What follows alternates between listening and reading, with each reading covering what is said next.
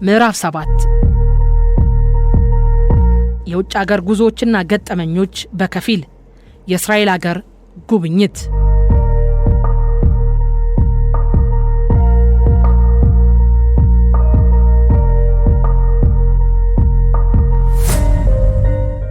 በ1993 ዓ.ም የመከላከያ መረጃ ኃላፊ ሆኜ ተመደብኩ። ከአራት ዓመት በኋላ በ1997 በስራ ምክንያት ወደ እስራኤል ሀገር ለመጀመሪያ ጊዜ ተጉዤ ነበር። ወደ እስራኤል ከሄድኩበት ዓላማ ማለትም የእስራኤሎችን ሰው አልባ አውሮፕላኖች ከማየትና ከመጎብኘት ጎን ለጎን የእስራኤል መከላከያ ሚኒስቴር መስሪያ ቤትን መጎብኘት እንደምችል በግብዣ መልክ ጥያቄ ቀረበልኝ። እኔም እስራኤል ሀገር ከመሄዴ በፊት የስድስቱ ቀን ጦርነት እየተባለ የሚጠራውና ዝናውን ደጋግሜ ያነበብኩት በዜና ያየሁበትና የሰማሁት የ1967 እንደ አውሮፓውያን አቆጣጠር ጦርነት በስፍራው ተገኝቼ በአይነ ህሊናዬ ለመሳል ተመኘው። ስለዚህም ይህንን የጎላ ከፍተኛ ቦታዎችን ለመቆጣጠር በእስራኤልና በሶሪያ ሰራዊቶች መካከል ለ6 ቀናት የተካሄደውና በኔም ጭንቅላቴ ከሚመላለሱት ትላልቅ ጦርነቶች መካከል አንዱ የሆነውን ጦርነት አፈጻጸሙን ለማወቅ ጉጉት ስለነበረኝ የውጊያው ወይም የጦርነቱ አካሄድ ምን ይመስል እንደነበር ከሚያስረዳኝ ሁነኛ ሰው ጋር በመሆን ወደ ጎላን ተራሮች መሄድ እንደምፈልግ ገለጽኩላቸው። መስሪያ ቤቱም በአውደ ውጊያ ከነበረ ኮሎኔል ጋር መኪናና ሹፌር አዘጋጅተው ወደ ቦታው እንዲሄድ አመቻቹልኝ። ከተመደቡልኝ ሹፌርና ኮሎኔል ጋር ሆነን ከቴል አቪቭ ጎላንን በቅርብ ርቀት መቃኘት በምንችልበት ርቀት ስንደርስ መኪና አቁመን ወርደን ኮሎኔሉ ወደ ሰንሰላታማ የጎላን ተራሮች በእጁ እያሳየ ከቦታው ጋር አስተዋወቀኝ። የሶሪያ ሰራዊት የተጠናከረ የመከላከያ ምሽግ ሰርቶ ከፍተኛውን ሰንሰላታማ መሬት ለዓመታት ይዞት እንደነበረና ለእስራኤል ትልቅ የህልውና አደጋ ደቅኖባት እንደቆየ አብራራልኝ። ከዚያ በኋላ ተመልሰን በመኪናው ተሳፍረን ወደ ጎላን ተራራ ወጣን። ከወጣንበት ጫፍ ጦርነቱ የተካሄደበትን መሬት ሸፍነን እስከምንቆም ድረስ 40 ኪሎ ሜትር በመኪና ተጉዘን ከዚያ በኋላም ኮሎኔሉ መጨረሻችን ከዚህ ነው ብሎ ስለ ጦርነቱ አካሄድ በዝርዝር ገለጸልኝ። እንደ ኮሎኔሉ ገለጻ መጀመሪያ ድንገተኝነት ለማግኘት ትልቅ ግምት ሰጥተው እቅዳቸውን ነደፉ። ድንገተኝነቱም በውጊያ አፈጻጸም በቅንጅትና በጊዜ በሶስቱም መመዘኛዎች ተለክቶ በሚሰራ እቅድ የሚመራ ነበር። ከጊዜ አኳያ የመረጡት በሶሪያ ወይም ደማስቆስ የነበሩ የሶሪያ ከፍተኛ የጦር አመራሮች ወደ ጸሎት ወይም ስግደት የሚገቡበትን ሰዓት እንደነበር ነገረኝ። ቀጥሎ አንድ ብርጌድ የእስራኤል አየር ወለድ ኮማንዶ ከአየር የሶሪያ መከላከያና ሎጂስቲክስና የግንባሩ አመራር አባላት ባሉበት በዝላይ እንዲወርድ በማድረግ ድንገተኛና መብረቃዊ ጥቃት መፈጸም መሆኑን አብራራልኝ። በጎላን የተሰለፈው የሶሪያ ኃይል በኋላ ወረዳ ባጋጠሙ አደጋ ሲዋከብ የምድር ኃይሉ በአንጻሩ ደከም ያሉትን የሶሪያ ሰራዊት የመከላከያ ወረዳዎች ሰብሮ እንዲገባ ተደረገ። የእስራኤል አየር ኃይልም ከኋላ ለእርዳታ የሚመጣውን የሶሪያ ሰራዊት በአየር ቅኝትና ድብደባ በመፈጸም ከአየር ለዘለለው ኮማንዶ አየር ወለድ በቂ የአየር ድጋፍ ሰጠ። በሜካናይዝድ ተደግፎ በመሬት ለሚያጠቃው በቂ የአየር ድጋፍ የተቀናጀበት አስተማማኝ የሎጂስቲክስ አቅርቦትና የቅርብ አመራር የተሟላበት የተቀናጀ ጦርነት ተካሄደ። ጦርነቱ የሶሪያን ጠንካራ ምሽግ ሰብሮ ስለ ግዝፈቱና ኃያልነቱ ሲነገርለት የነበረው ያ የሶሪያ ጦር በእስራኤል ጦር ተሸንፎ ብዙ ጉዳት ደርሶበት ጦርነቱ በእስራኤል የበላይነት ተጠናቀቀ። ይህም ብቻ ሳይሆን በዚያ ጦርነትና በተገኘው ድል አማካይነት እስራኤል ወደ ሶሪያ ሰሜን ጫፍ 40 ኪሎ ሜትር ወደ ውስጥ በመግባት ምሽግ ቆፍራ የመከላከል ቁመና ያዘች። በስተመጨረሻም የጦርነቱ እንዴት ቆመ ብዬ ጠየቅኩት። በጣም ጥሩ ጥያቄ አነሳልኝ ብሎ ፊት ለፊታችን ወዳለው ቦታ በእጁ እያመለከተ ይህ ቦታ ይታይሃል አለኝ። ማየቴን ሲያረጋግጥ የመጨረሻ ውጊያ ከዚህ ነው ያለቀው አለና አከታትሎ ጦርነቱ እንዴት እንደተጠናቀቀ ይተርክልኝ ጀመር። ከገለጻው ቀልብን ሙሉ በሙሉ የሚይዝ ፊልም እያየው ያለው ነበር መስሎ የተሰማኝ። ትረካው ባጭሩ ይህንን ይመስል ነበር። የሁለታችን የእስራኤልና የሶሪያ ወታደሮች ለመጨረሻ ጊዜ በቅርብ ርቀት የተናነቁት እዚህ ቦታ ላይ ነው። ሁለቱም ወገኖች እኩል ሊባል በሚችል ጊዜ ጥይትና ቦምብ ጨረሱ። በአየር በታንክና በመድፍ ድጋፍ እንዳይደረግ ደግሞ ውጊያው በመጨረሻ ወደ የእጅ በእጅና ወደ ጨበጣ ደርሷል። በከባድ መሳሪያ ለይቶ መምታት አይቻልም። በሁለቱም ወገን ጥይትና ቦምብ በማለቁ በሳንጃ ነው ውጊያው ያለቀው። በስተመጨረሻም የኛ ወታደሮች የመጨረሻው የሳንጃውን የጨበጣ ውጊያ በበላይነት አጠናቀቁት። ገለጻውን ሲጨርስ ይህ በቦምብና በሳንጃ ውጊያ ተደርጎ ጦርነት ያለቀበት ቦታ ከሁለታችንም ብዙ ህይወት ተከፍሎበታል። ለማመን የሚከብድ ችሎታና ጀግንነት ታይቶበታል። በጠፋው ህይወትና በፈሰሰው ደም ምክንያትም ቦታው የሞት ሸለቆ ወይም ዘ ቫሊ ኦፍ ዴዝ እየተባለ ነው የሚጠራው አለኝ። ከዚያ በኋላ ፊታችንን አዙረን እስራኤል በቆዳ ስፋቷ ትንሽ አገር ናትና በዚያው ቀን ወደ ዋና ከተማዋ ወደ ቴል አቪቭ ገባን። ይህን ትውስታ እንዳነሳ ያስገደደኝ ታሪክ የማውራትና የማካፈል ፍላጎት ስላለኝ ብቻ አይደለም። በቅርቡ በመንግስት ሰራዊትና በኤርትራ ሰራዊት ባንድ በኩል የትግራይ ኃይሎች በሌላ በኩል ሆነው ባካሄዷቸው ውጊያዎች በብዙ ቦታዎች በነበሩ ሁኔታዎችና በቀጠፉት ህይወት ምክንያት የሞት ወረዳ ወይም የሞት ሸለቆ የሚል ስያሜ ሊወጣላቸው የሚገባ ቦታዎች ስላሉ ነው።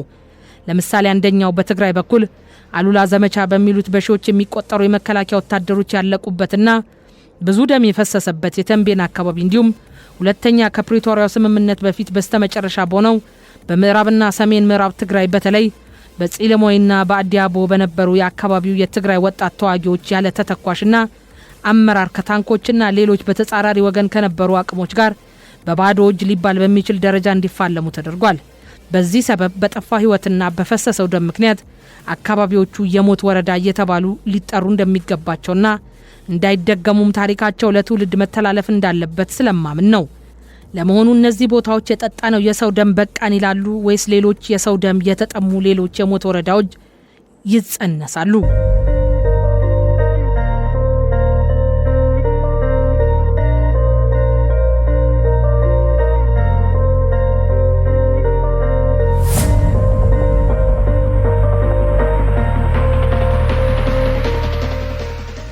የእስራኤል ጉዞዬ የመጀመሪያ ቢሆንም ከዜጎቿ ጋር የተገናኘሁት ግን እስራኤል ለጉብኝት በሄድኩበት ጊዜ ብቻ አልነበረም። በአገር ቤት ሲመጡና በተለያዩ ስብሰባዎችም የተለያየ ሙያ ካላቸው ጋር ተገናኝቻለሁ። ካገኘኋቸው እስራኤላውያን አንዱ ያካፈለኝ ሀሳብ ላካፍል። በስብሰባ መሃል ለሻይ ቡና ቁጭ ብለን በጨዋታችን መካከል አብረውን ከነበሩ እስራኤላውያን አንዱ ስማ እስቲ ብሎ ጨዋታውን ጀመረና እኛ እስራኤላውያን እዚች ኢትዮጵያ የምትባል ሀገር ተፈጥረን ቢሆን ኖሮ በኢኮኖሚም በሌላም በሁሉም የዓለማችን አንደኛ እንሆን ነበር። ይቺ ሀገር ተፈጥሮ ያለገሳት ሀብት የለም። የአየር ንብረቷ የትም አይገኝም። የመሬት አቀማመጧ ተመጥኖ የተሰራላት ነች። ለእርሻና ለሌላ የሚሆን ሁሉንም ተፈጥሮ አሳቅፏታል። በቂና ንጹህ አላት። ምንም ያልታዩ ያልተነኩ ብዙ የከርሰ ምድር ሀብቶች አላት። ግን እናንተ ኢትዮጵያውያን ተፈጥሮ የለገሰቻችሁን ሀብት እኮ ገና መጠቀም አልጀመራችሁም። ይባስ ብሎ እኮ የአመት ቀለባችሁን በምታመርቱበት ለም መሬት ላይ ቤት ትሰሩበታላችሁ። በ24 ሰዓት ከ6 እስከ 7 ሰዓት ለማረፍ ግን የአመት ቀለብ ማምረቱ መቅደም የለበትም አለኝ። በመቀጠል ዓለማችን እኮ በምግብና ውሃ ምክንያት ወዴት እንደምታመራ አሳሳቢ እየሆነ ነው። ቀለብህን ለማግኘት የሚጠቅምህ ለም መሬት ላይ እንዴት የምትተኛበትን ቤት ትሰራለህ? የምትረግጡት መሬት፣ ቤት የምትሰሩበት ወዘተ ደሞ በስሩ ምን ሀብት አቅፎ እንዳለ አላወቃችሁም። የሰው ልጅ ከምንም በላይ በቅርቡ ያለውንና ተፈጥሮ የለገሰችውን ሀብት አሟጦ ካልተጠቀመበት ሰው ሆኖ መፈጠሩ ታዲያ ምን ፋይዳ አለው ብሎ አመረረ። እኛ እኮ ያቺ በቆዳ ስፋቷ ትንሽ ሀገራችን በተፈጥሮ የለገሰችውን ሀብት በሙሉ አሟጠን ጥቅም ላይ ያውለናል። አሁን ዋና ትኩረታችንን በትምህርት ጥራትና ቴክኖሎጂ ላይ አድርገን በመስራት ጥሬ ዕቃ ከውጭ እያመጣን ደረጃውን ጠብቆ ለዓለም ገበያ እንዲቀርብ እያደረግን በዓለም የተሻለ ኑሮ ከሚኖሩት ጋር እኩል ተሰልፈናል። የሚያዋጣንን አውቀን ለይተን በመረባረብ እኮ የተዋጣልን ዘሮች ነን። እንዲያውም በአረቦች በጠላትነት ተከበንም እንደምታዩት ብሔራዊ ደህንነታችን አስጠብቀን እየኖርን ነው። እስራኤልና ኢትዮጵያን የሚያመሳስል ብዙ ነገሮች አሉ።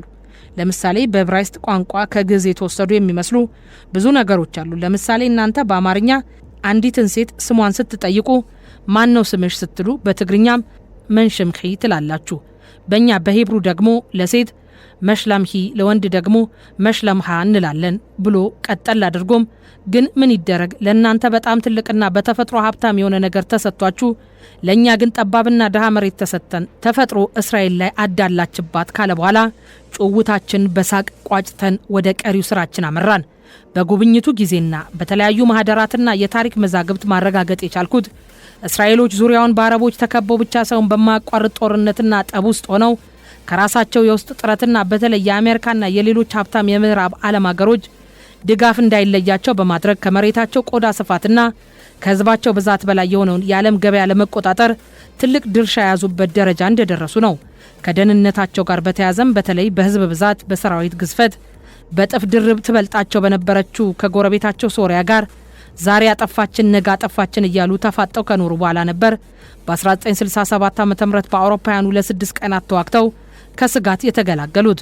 በጉብኝቱ ጊዜ አንዱ ያስደነቀኝ ትዕይንት በተለይ የእስራኤልና የሶሪያ ተዋጊ ኃይሎች ለብዙ ዓመታት በተፋጠጡበትና የጸጥታ ችግር በማይለየው የጎላን ተራሮች አካባቢ የሚኖረው የእስራኤል ህዝብና የከተሞቹ ነዋሪ የጸጥታ ችግር ባለበት ቀጠና የሚኖሩ አለመምሰላቸው ነው። መብራት፣ መንገድ፣ የጤናና የትምህርት አገልግሎት የተሟላላቸውና ሞራላቸው የተጠበቀ ነው። ይህን ጉዳይ ጠይቄ እንደተረዳሁትም የእስራኤል መንግስትና ህዝብ ተስማምተው የጸጥታ ችግር ባለበት አካባቢ ለሚኖር ህዝባቸው የሚኖርበትን ሁኔታና ያለበት የጸጥታ ጫና መነሻ ያደረገ የተለየ ፖሊሲ፣ ድጎማና ሞራል ይሰጡ ነበር። በሀገራችንስ እንደዚህ አይነት ሁኔታ በታሪካችን አጋጥሞ ይሆን? የ20 ዓመቱ የኢትዮ ኤርትራ ቀዝቃዛ ጦርነት ስጋት ባነገሰበት አካባቢ የሚኖረው ህዝብ እስቲ ይጠየቅና ምስክሩነቱን ይስጥ። እንዲያም ያ ህዝብ ያለበት ሁኔታ ሌላው ዓለምና የኢትዮጵያ ህዝብ እንዳያውቀው ሚዲያ እንዳይዘግበው ሆነ ተብሎ የህወሓት አመራሮች አፍነው ይዘውት ዘልቀዋል።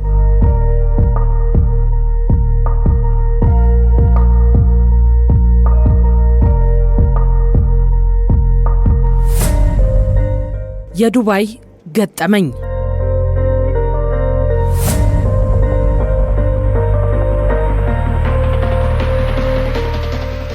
ከ2004 እስከ 2008 ዓ.ም በተባበሩት መንግስታት በሰራውባቸው ዓመታት አልፎ አልፎ ረፍት ወስጄ ወደ አገር ቤት ስመጣ በዱባይ በኩል አልፍ ነበር።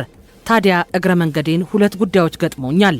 አንዱ አውሮፕላን ቀይሬ ከዱባይ ወደ አዲስ አበባ ከሚሄደው አውሮፕላን ልሳፈር ሰዓት እስኪደርስ ተጓዥ እስኪሳፈር በሚጠበቅበት ቦታ ስደርስ ከተሳፋሪዎች መሃል አንዲት ወጣት ለየት ብላ ተቀምጣ እንዳበደ ሰው ትጮኻለች። ሌላው ተሳፋሪ ከሷ ራቅ ብሎ ተቀምጦ ያታል። ወደ እሷ ጠጋ ብሎ ምን ሆነሽ ነው አይዞሽ የሚላት የለም። እኔም በቦታው እንደደረስኩ ሁኔታውን ሳይ ትንሽ ቆም ብዬ አሰብኩና ለምን ስለ ሁኔታው አላነጋግራትም ብዬ ወሰንኩ። ወደ ልጅቷ ጠጋ ብዬ ተቀምጬ ምን ሆነሽ ነው የምታለቅሽው የምትጮሂው ብዬ ጠየቅኳት። ቶሎ መልስ አልሰጠችኝም። አይዞሽ እያልኩ ጥያቄውን ደጋገምኩላት። ትንሽ መረጋጋት ጀመረች። ራቅ ብለው የተቀመጡት ተሳፋሪዎች አይናቸውን ሁለታችን ላይ ተክለው ይመለከቱናል። ልጅቱም ቀስ በቀስ ልታናገረኝ ጀምራ የጩኸቷንና የማልቀሷን ምክንያት ዘረዘረችልኝ። አየህ እኔ ስደት መጥቼ 2 ዓመት በአረቦች ኪችን በእሳት እየተቃጠልኩ ሰርቻለሁ። በሂደት ቀጥረውኝ የነበሩት አረቦች ጠሉኝ። እየጠሉኝ እንዳሉ ሲገባኝ ከነርሱ ቤት ወጥቼ ሌላ ስራ ፈልጌ መስራትም እፈልግ ነበር። ግን ገና ስገባ ፓስፖርቴን ተቀብለው እኔ ላገኘው በማልችልበት ቦታ ነበር ያስቀመጡት። አሰሪዎቻችን የሁላችንንም የቤት ሰራተኞችን ፓስፖርት እየወሰዱ በማናገኘው ቦታ ነው የሚያስቀምጡት። በቃሽኝ ውጪ ሲሉ ነው ፓስፖርታችንና የሰራንበትን ደሞዝ የሚሰጡን። እኔን የገጠመኝ ግን ጉድ ነው። ፓስፖርቴን ለፖሊስ ሰጥተው ውሰዱልንና ወደ አገሩ አባሩልን ብለው በፖሊስ ነው እዚያ አምጥተው ወደ አገሬ እያባረሩኝ ያሉት። 2 ዓመት ሰርቼ ተባረሬ በባዶ እጄ ከምመለስ ራሴን ባጠፋ ነው የሚሻለኝ። ይህ ብቻ አይደለም። የአንድ ደሃ አርሶ አደር ልጅ እንደመሆኔ አባቴና እናቴ እኔ እዚህ ስመጣ የነበራቸውን 1 በሬ ሸጠው ነው የላኩኝ። አሁን ግን ከ2 ዓመት በኋላ ባዶ እጄን ተመልሼ የአባቴንና የእናቴን አይን እንዴት ነው የማየው ብላ በየመሃሉ ጮሃ ያለቀሰች ስለ ሁኔታዋ አጫወተችኝ። እኔም ከሷ ጋር ለማልቀስ ምንም አልቀረኝም። በመሃል የአማርኛ አነጋገሯን አይቼ በትግርኛ እናገርኳት። ትግራዊት ነበረች። እንደሷ ጮሆ ያለቀሱ ባይነግሩኝም ሌሎች እንደሷ ያሉ ጉልበታቸውን እየሸጡ ኑሮን ሊያሸንፉ የሚሰደዱ የኢትዮጵያ ወጣት ሴቶች በዱባይም ሆነ በሌላ የአረቡ ዓለም እንዳሉ ረዳ ነበር። የሚያሳልፉት ሰቆቃና ብዛታቸው በቃላት ተነግሮ አያልቅም። ልጅቷም አብረን ወደ አውሮፕላኑ ከገባም በኋላና በጉዞ ላይ ያለን ትንሽ ተረጋግታ የሚገጥማቸውን ሰው መሆኑን የሚያስጠላ ብዙ ሰቆቃ አውርታኛለች። ከነገረችኝ ውስጥ የማረሳው ቤታቸው ገብተን የኪችን ስራ እንደጀመርን ባሎች ይደፍሩናል። ሚስቶቻቸው ሲጠረጥሩ በረኪና ይደፉብናል፣ ይደበድቡናል። ግፉ በስቶብን እንዳንወጣ እንዳንሸሽ ፓስፖርታችንን ደብቀውታል። መሮን ያለ ፓስፖርት ከወጣን ሕገ ወጥ ተብለን በፖሊስ እንታሰራለን። ለፖሊስ ቸግሮኝ መሮኝ ነው የመጣሁት እንጂ ፓስፖርት አለኝ ግን አሰሪዎቼ ጋር ነው ብንልም አሰሪዎች ሲጠየቁ ፓስፖርትም የለንም እሷንም አናውቃትም ይላሉ። ፖሊሶችም ለዜጋቸው ስለሚያደሉ በእኛ ላይ ብቻ ይፈርዳሉ፣ ያስሩናልም። በዚህ መልኩ በየእስር ቤቱ ብዙ ወጣት ሴት ኢትዮጵያውያን ያሉት አለችኝ። እንደዚህ ስለ ችግሩና ሰቆቃው ስታወራኝ ግን ጭንቀቷንና ተስፋ መቁረጧ ከቃላት በላይ ነው። እንደሷ ለቤት ሰራተኝነት ወደ አረብ ሀገር የሚሄዱት ትምህርት የላቸውም። ቋንቋው ለነሱ ባዕድ ነው። የባህሉ ልዩነትም የሰማይና የመሬት ኃይል ነው። ልጆቹ ያለቻቸው አንዲት ነገር ብትኖር ጉልበት ብቻ ናት። እሷም ብትሆን በኢትዮጵያ ምድር ተሸጣ ልታኖረኝ ትችላለች የሚል ተስፋቸው የተሟጠጠ ነው። ያቺን ያለቻቸውን ጉልበት ወደ አረብ ሀገር ሄደው ለመሸጥ ሞትን የሚያስንቅ ግፍ ይሸከማሉ። የእርሷንና እንደርሷ ያሉትን ሁኔታ ከምትነግረኝና ከማውቀው ጋር እያሰላሰልኩ እሷንም አይዞሽ እያልኩ አዲስ አበባ ደረስን። ከአዲስ አበባ ወደ ቦታዋ ለመድረስም ምንም ሳንቲም አልነበራትምና ለትራንስፖርትና ለሌላ የሚሆናትን ሰጥቼ በሷና መሰሎቿ ሁኔታ በሐሳብ እየተሳቀቅኩ ተለየኋት። ሌሎች ሀገሮች ቢያንስ ዜጋቸው በሄዱበት እንዳይቸገሩ ሕይወታቸውን በአግባቡ መምራት የሚያስችላቸው ትምህርት ላይ አጠንክረው ይሰራሉ። ዜጎቻቸው በየደረሱበት መብታቸው እንዳይነካ እግራቸውን እየተከተሉ ያግዟቸዋል። በየሀገሩም የመኖር ሁኔታ ያመቻቹላቸዋል። እኛ ግን ችግራችን ምንድነው? አንዱ ዜጋ ይላል፣ አንዱ ብሔር ይላል። ግን እኛ የቱ ላይ ያለነው? ወጣቱን እግሩን እየተከተልን ለመብቱ ካልቆምንለት ታዲያ ፋይዳችን የት ላይ ነው? ሌላው የዱባይ ገጠመኝ ኢትዮጵያ ለመንገድ ሥራ ልማት ከምትመድበው ገንዘብ ብዙ ወጪ እየተደረገለት ከውጭ እየተገዛ ከሚገባው የቢተሚንና ሬንጅ የሚባል በአስፋልት መንገድ ሥራ ላይ የሚውል ግብአት ጋር የተያዘ ገጠመኝ ነው። በዱባይ ሳልፍ የማገኘው ሰው አንድ ቀን ቢተሚንና ሬንጅ ከሚያቀርብ የኢራን ካምፓኒ ጋር ላገናኘና ስራ አስኪያጁን ብታነጋግረው ጥሩ ነው አለኝ። እኔም ተስማምቼ ቀጠሮ ይዘን ስራ አስኪያጁን ቢሮ ገብቻ አነጋገርኩት። ባጭሩ ካምፓኒው ለብዙ ሀገሮች ለመንገድ ሥራ 3 ደረጃዎች ያሉት ቢተሚንና ሬንጅ እንደሚያቀርብ ነገረኝ። ለኢትዮጵያም እንደሚያቀርብ፣ ነገር ግን በኢትዮጵያውያን ገዢዎች አማካይነት ተገዝቶ ወደ አገር ቤት የሚገባው ሬንጅና ቢተሚኑ የመጨረሻውና ደካማው እንደሆነ ገለጸልኝ። ይሄ 3ኛ ደረጃ የሚባለውም ተገዝቶ በአስፋልት መንገድ ሥራ ላይ ከዋለ በኋላ ተሽከርካሪዎች ለ2 ለ3 ሳምንት ከሄዱበት በኋላ መተርተርና ውሃ ማስገባት እንደሚጀምርና እድሜ እንደሌለው አስረዳኝ። አገራችሁ ይህንን ገዝታ መንገድ ትሰራና እድሜ ስለሌለው ለጥገና ገንዘቧን እዛው በማያቋርጥ ሁኔታ ታፈሳለች አለኝ። አገር ቤት ሲገባም የእናንተ ተቆጣጣሪ ባለስልጣን ወይም በላብራቶሪ ጥራቱን አይፈትሸውም ወይ በጉቦ ዝም ብሎ ነጋዴዎቹ እንዲያስገቡት ይፈቅድላቸዋል አለኝ። ሌሎች ሀገሮች ግን በትልቁ እንደ ብሔራዊ ጥቅም እንደሚያዩት አገር ቤት ሲገባ ላብራቶሪ አዘጋጅተው ተረጋግጦ እንዲያልፍ ያደርጉታል። ጉድለት ከተገኘበትም በአስገቢው ኪሳራ እንዲመለስ ያደርጉታል። የእናንተ ግን 3ኛ ደረጃ ገዝተው 2ኛ ደረጃ ገዛን እያሉ ነው የሚያስገቡት አለኝ። በተጨማሪም የሆነ አስገቢና ላኪ ፍቃድ ያለው ጨርቅም ገዝቶ የሚያስገባ ሬንጅና ቢተሚንም ገዝቶ ያስገባል።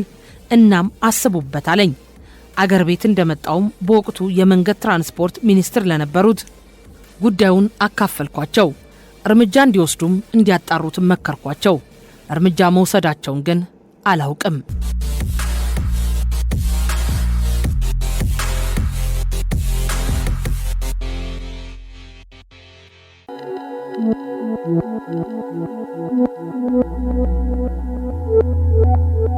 ቀጣዩን የትረካውን ክፍል ለማድመጥና በቋሚነት ለመከታተል ቀጣዩ የትረካው ክፍል ሲለቀቅ ማሳወቂያ እንዲደርሶት ቻናሉን ሰብስክራይብ እና ሼር ያድርጉ።